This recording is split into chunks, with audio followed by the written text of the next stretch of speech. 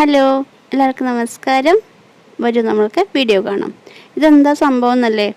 ഇത് കൊണ്ടാട്ടമാണ് ഉണ്ടാക്കിയിരിക്കുന്നത്. നമ്മുടെ വീട്ടിൽ എല്ലാവരുടെ വീട്ടിലും നമ്മുടെ വീട്ടിൽ ചോറ് ബാക്കി ഉണ്ടാവുമല്ലോ. ചോറ് എങ്ങനെ കറക്റ്റായിട്ട് നമ്മൾ വെക്കാൻ ശ്രമിച്ചാലും നമുക്ക് ചോറ് ബാക്കി വരും. അപ്പോൾ അങ്ങനെ ബാക്കി വരുന്ന ചോറും കൊണ്ട് ഞാൻ ഉണ്ടാക്കിയൊരു കൊണ്ടാട്ടത്തിൻ്റെ റെസിപ്പിയാണിത്. വളരെ സിമ്പിളായി നമ്മുടെ അതുപോലെ തന്നെ റീയൂസ് ഐഡിയ ആണ്. നമ്മുടെ ചോറ് ബാക്കിയൊന്നും തന്നെ ആരും പേടിക്കണ്ട. പിന്നെ വേറൊരു ഐഡിയയും കൂടി ഉണ്ട്. അപ്പമൊക്കെ നമുക്ക് ഉണ്ടാക്കുമ്പോൾ വെള്ളാപ്പമൊക്കെ ഉണ്ടാക്കുമ്പോൾ ചേർത്ത് കൊടുക്കാം. അല്ലെങ്കിൽ നമുക്ക് ഈ ഐഡിയ ആണ്. ഇപ്പോൾ വെയിലൊക്കെ ഉള്ള ടൈമല്ലേ, അതിനായിട്ട് നമുക്ക് ബാക്കി വന്ന ചോറ് ഇരിപ്പുണ്ടല്ലോ, ചോറ് എടുക്കുക. 1 കപ്പ് ചോറ് നമ്മളെടുക്കുക. അതിലേക്ക് നല്ല ജീരകം ഉണ്ടല്ലോ, നമ്മൾ ചിക്കൻ കറിയൊക്കെ വയ്ക്കുമ്പോൾ യൂസ് ചെയ്യുന്ന ജീരകം അല്ലാണ്ടുള്ള ജീരകം ഉണ്ടല്ലോ, വലിയ ജീരകമല്ല, നല്ല ജീരകം. കുറച്ച് ഒരു 1/4 ടീസ്പൂൺ മഞ്ഞൾപ്പൊടി, 1/2 ടീസ്പൂൺ മുളക് പൊടി, ആവശ്യത്തിന് ഉപ്പ്. ഇത്രയും നമ്മൾ എടുത്ത ശേഷം നമ്മൾക്ക് മിക്സിയുടെ ജാറിലിട്ട് ഒരു കറക്കം കറക്കുക. വെള്ളമൊന്നും ഒഴിക്കരുത്. നന്നായിട്ട് നമ്മൾ മിക്സിയുടെ ജാറിലിട്ട് ഒന്ന് കറക്കണം. എല്ലാം കൂടെ നമ്മൾ മിക്സിയുടെ ജാറിലിട്ട് കൊടുത്തിട്ടുണ്ട്. ജസ്റ്റ് ഒന്ന് കറക്കിയെടുത്താൽ മാത്രം മതിയാവും. 1-2 കറക്കം കറക്കണം കേട്ടോ, അല്ലാതെ ഒരു കറക്കം എന്ന് വെച്ചാൽ അത് പോരാ. അതുപോലെ ഒരു നന്നായിട്ട് മിക്സായി വരുന്ന പോലെ നമ്മൾ കറക്കിയെടുത്ത ശേഷം നമ്മൾക്ക് ഒരു ചെറിയ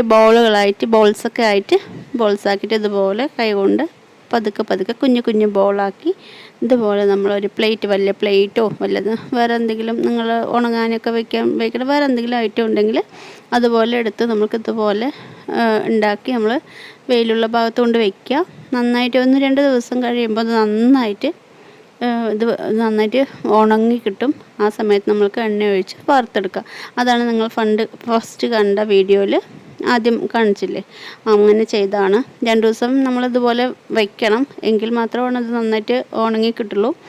അപ്പോൾ കൊണ്ടാട്ടം നിങ്ങൾക്ക് എല്ലാവർക്കും അറിയാമല്ലോ. അപ്പോൾ സംഭവം ഇങ്ങനെ ചെയ്താൽ അടിപൊളി കൊണ്ടാട്ടമാവും. നമ്മുടെ ചോറ് വേസ്റ്റായി എന്നുള്ളൊരു തോന്നലും ടെൻഷനും ആർക്കും വേണ്ട.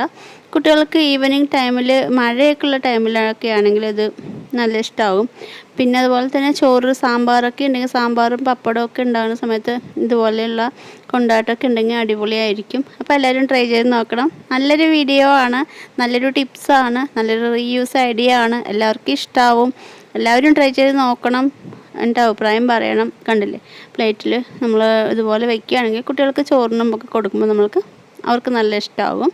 അപ്പോൾ വീഡിയോ കണ്ടതിൽ സന്തോഷം. Thanks for watching. Bye, take care.